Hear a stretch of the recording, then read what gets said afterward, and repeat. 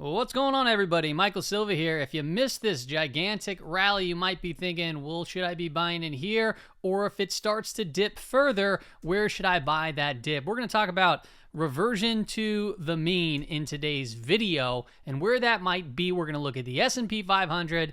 We're going to look at the Nasdaq 100. We're going to look at various indicators. We're going to hop into commodities, some individual stock names too that I shared with my Discord group, and some new ones coming up. I'm going to go over bonds and yields of the dollar, and we're going to wrap it all together with a conclusion. So we got a lot to discuss on today's video of the Stock Market Brief Show. Let's go ahead and get right into it. All right, everybody. We do got timestamps in the description below if you're watching on YouTube. If you're on Twitter, welcome. I have timestamps just as far as the time goes listed there on the description of the post. Now, we're going to start with the snapshot of the market.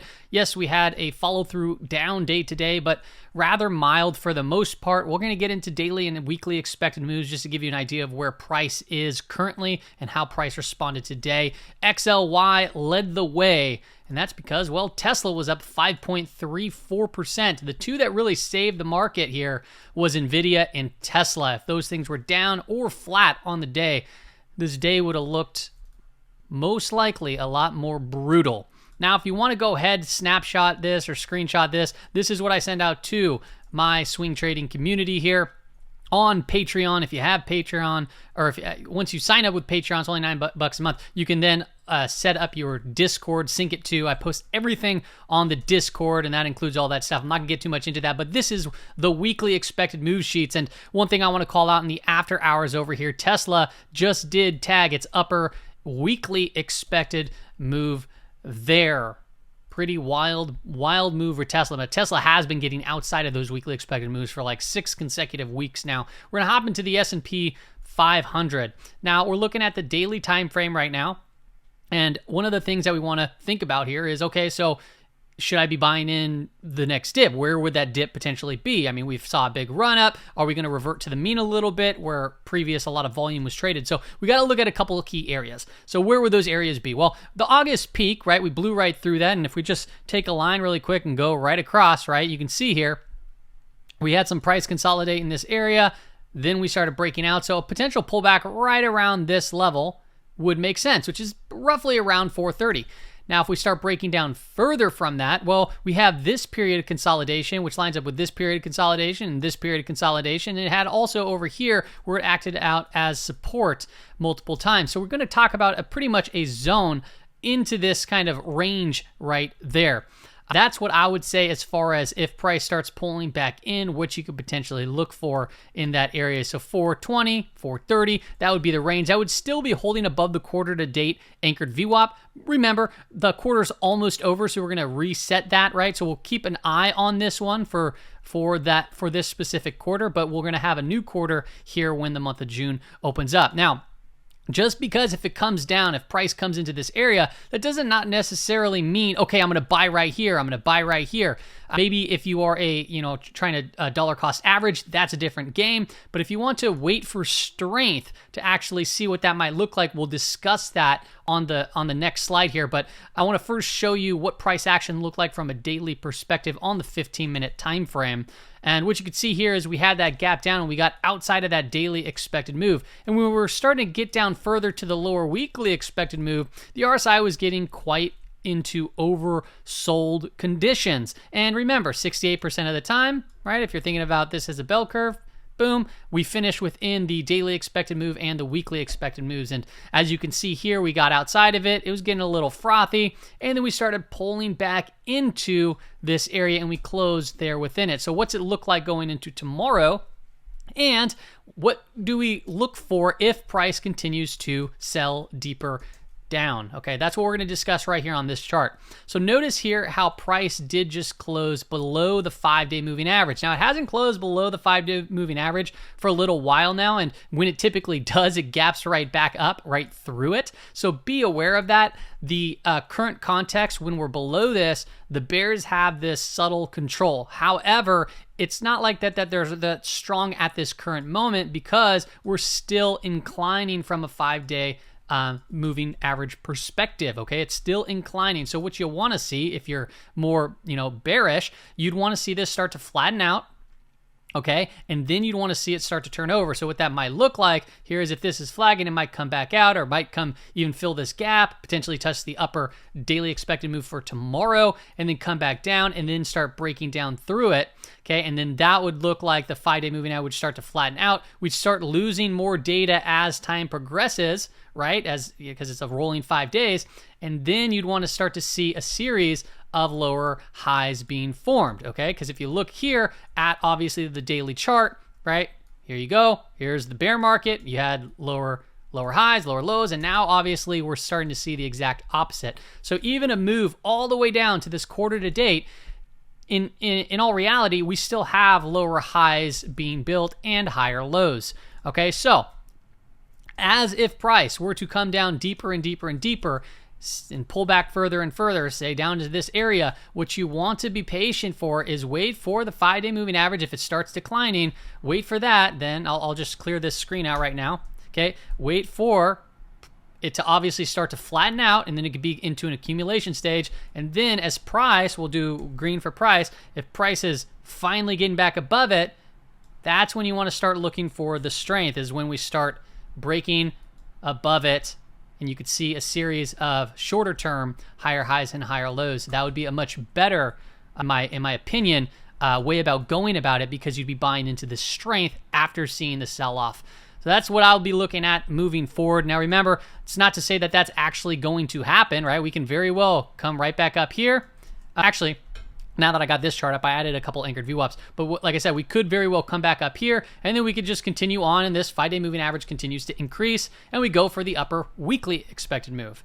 Now, I added on a couple moving anchored VWAPs into, you can see the blue one here and the blue one down here, because if price starts moving up here going to tomorrow, there's going to be a lot of confluence in this area for resistance. So to be bullish, you'd really want to see price get through this level. So what is this? This is the June high anchored VWAP right here, and you can see price action kind of came in and tagged it, and then we started selling off.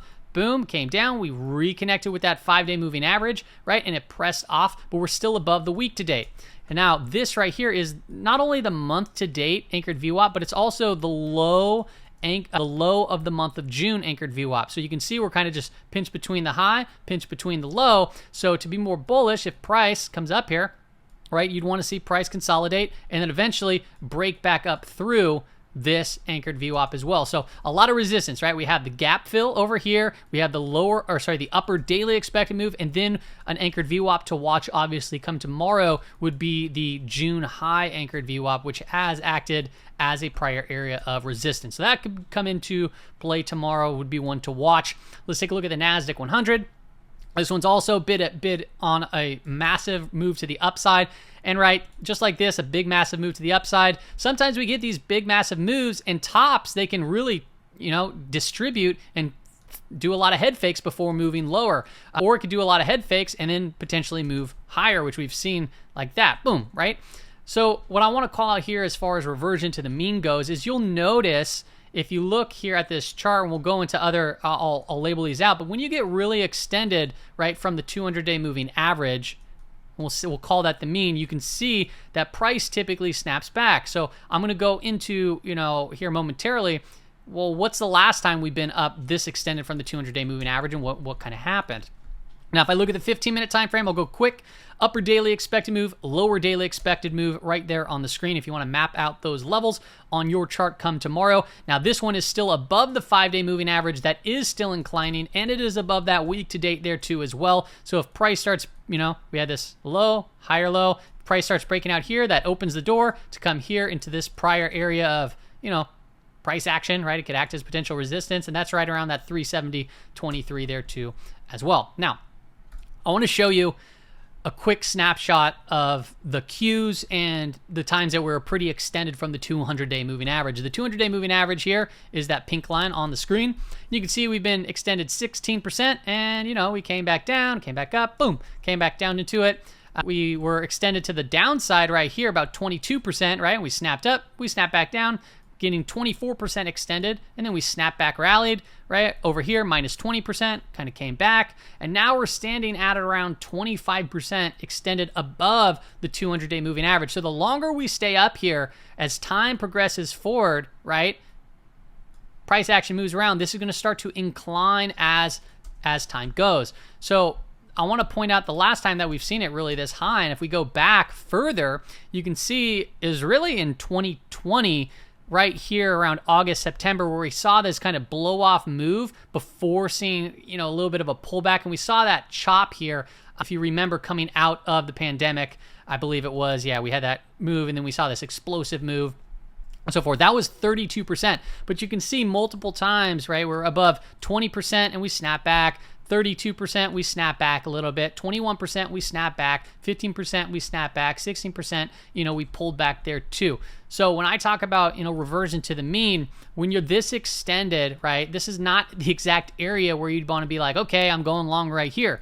Can you get, you know, a further push to the upside? Maybe say around 380. Yeah, absolutely, without a question, because we've already seen that price action. But you got to really think of this as terms of risk to reward now, where it would be much better if price actually consolidated for a little while and flagged out and then started breaking out more further to the upside. You got to ask, right, where did it come from? Well, the big move came right into a prior area of supply. Can it press forward? Yeah, but it could also trap people, come back in, and then you went long here, and now your position comes back down to 360, and you're like kind of stuck, or you get scared and you sell out, and then all of a sudden you can see it consolidate and start pushing higher. Okay, so that's just kind of what I'm seeing there on the Nasdaq 100. We're going to look at some indicators really quickly. Now, I like to use this NYSE summation index as a potential change in trend. Every time the parabolic SAR ticks over, right, it identifies a potential change in trend. So right here, right, we identified it, boom, down, right here, we identified it, boom, up, right here, we identified it, boom, down, right here, we identified it, boom, up, okay? As it stands right now, I want to call out, we're still in bullish, kind of a bullish trend here. It's flattened out a little bit, parabolic SAR's coming up. When this starts to go like that and starts to tick over, I'll notify you. I'll let you know because I'm always looking at this. I want to focus our attention down to the 9 Mott, which is the NYSE McClellan oscillator, the traditional calculation. And we did have a small negative divergence forming right here. Had a high, a lower high. We had a high, we had a higher high, and price, well, came down a little bit. But on a bigger scale, we have a high, a lower high, we have a high and a higher high right here. So there are some negative divergences building. You might be asking, well, what's that look like? Well, just take a look at each time we had these negative divergences when we got around above that 150 marker on the reading, and you could see price, well, pull back, pull back, pull back, pull back, and now we pulled very slightly back. On the flip side of that, you can see positive divergences there too as well, where we called those out and we saw moves to the upside. So it's something worth just noting.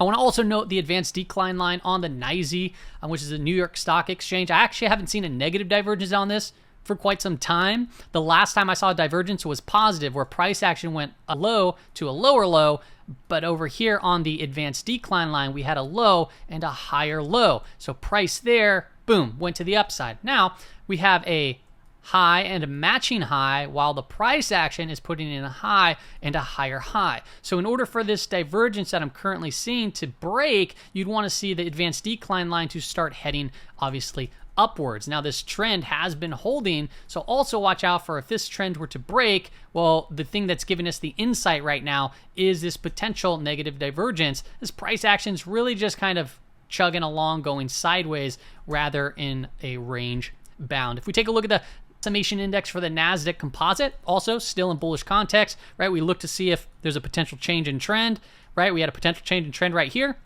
And we even said, right, could be potential whipsaws. It could just go to consolidate. Well, that happened right around this area. It pulled down. It kind of went up. We just chopped. And then we identified a new change in trend. Talked about this, right? Coiling up very tightly over here. Could very well, right? Contraction leads to expansion, right? We expanded, we contracted, and we expanded to the upside. So if we see a potential change in trend, the parabolic SAR upticks over the summation index. Could it be potentially something like this? Could it be potentially something like this? Absolutely, right? Could it be potentially, boom, right? This is a great indicator to help you get an idea when we may see a trend change. It's not a holy grail, but it is something. If you take a look at the the NAMO, which is a Nasdaq McClellan oscillator, you do have lower highs there as price action is also putting in higher highs. So you have a subtle divergence there. Even if you look at equal weight, we have a high, lower high. On the S&P 500, we have a high and a higher high. So equal weight is diverging, but this big move right here in the SPX was helped out quite a bit by seeing some broad market participation come in, especially here on equal weight as we pressed higher, but the divergence still remains. I want to talk about the Saylor to Schiff indicator. This one did not get a buy signal last week. It closed underneath the 0 line, the rate of change right here, but we are starting to cross above that, and we did call out a bunch of different crypto equities to pay attention to if it were to happen. My indicator, my strategy around it would say it has to close above this 0 line, right, come the end of the week, and then the next weekly candle has to get above the high of this weekly candle.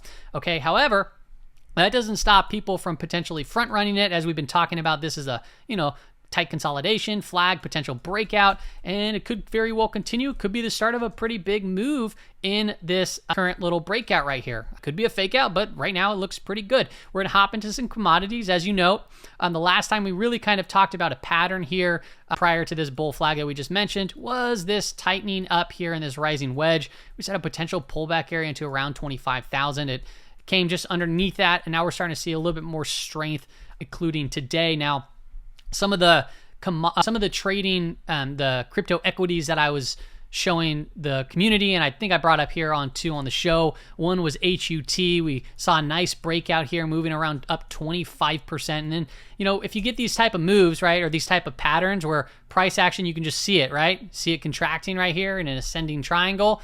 Volume expands, it contracts, it breaks these pivot lines, and boom, you see an explosive move. You want to always think and consider about updating risk parameters. If you're up 25% on the trade, this comes all the way down and snaps back and ends up just being a bear trap. You don't want a 25% gain to turn into a loser. MARA, right? This thing has been consolidating very tightly. We had this trigger point right over here, and we started breaking out today, a big move there on big volume. So, potentially if you miss it, maybe we get a pullback, maybe we don't, and then see for continuation.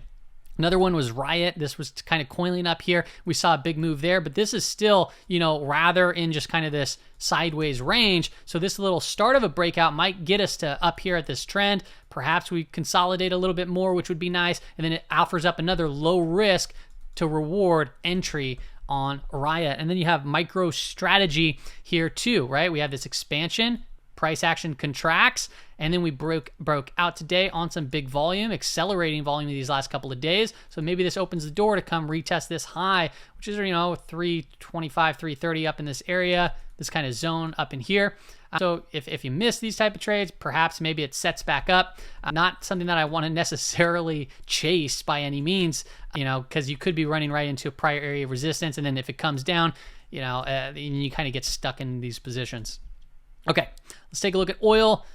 Another commodity, still kind of underneath this neckline, so it's rather frail looking, but we'll see here if it can kind of reclaim the 50-day moving average. The move down today was 1.03%, and this move down in oil obviously really kind of brought down the energy sector there too as well. This one struggled down 2.24% for energy names. If we continue on, I want to just call out that I am seeing many energy names start to set up. So and by setup, I don't mean, hey, they're going to break out to the upside. What I mean by setup is they're offering low risk entries, meaning that they are in contraction, right? So prices expand and then they contract, right? So what we're seeing here is price contracting, right? We have lower highs here and we have higher lows. So price is coiling up, and it's holding above a prior breakout area. You can see, so if it starts breaking down through this area, then maybe that opens the door to expand more to the downside. However, this one is ticker symbol RIG. So if oil does start potentially catching a bid, maybe that helps out. Maybe the big move down today in energy, this held up rather well. So if energy catches a bid, maybe this comes out of this and then tries to test this prior high over here. So that's a potential little name there to keep an eye on. If we take a look at gold, gold got hit today, down 1.19%. Could be because of the move in gold. I'll show you one of the gold miners momentarily that I sent out to my Discord group that I'm kind of stalking at this current moment. Silver took the big hit, down 3.7%. And what you'll see here is a couple of charts. So I actually overlaid them. Red and green is silver. The black lines are the GDX. So the GDX, as you can see, it just almost mimics, perfectly correlates to the silver chart. And I just wanted to show you that because if silver, right, breaks down, well, miners could very well break down too as well. But if silver all of a sudden catches a bid, that opens up an opportunity for miners. And that's what brings me to ticker symbol GOLD. You can also look at something like NEM, which is Newmont. These are the bigger gold miners, and gold miners themselves, they're cyclical, they're a little choppy, they're hard to trade. But this is what I showed out to my Discord group the other day, is this candle right here, right? We saw it on big volume. It was inside trading day. I think Barrick got some news today. Well, we saw the price action sell off, but there is still this positive RSI divergence that is currently forming. So as we're pulling back a little bit, right, I'm going to keep an eye on this potential trend to break. It's a pretty steep sell-off. So if it starts breaking back up to the upside, this could be one to watch to play to 17, maybe potentially 18 to fill this gap up around here. And then also to note, right, it acted as a prior area of support here, and then you could see it's prior resistance, resistance, resistance. We broke out of it. It acted as support. So if we start, if we come down, but we start eventually pulling back through this area and it U-turns right through this, that could potentially set up for a trade. Now, if it starts getting below this area, I'd be, okay, I'll just kind of let it go and then wait to see if price action eventually resumes, right? You might get these undercuts. Undercuts are very common where, okay, where the market want to potentially take out a lot of stops, flush people out, capitulate. Well, it could be this area.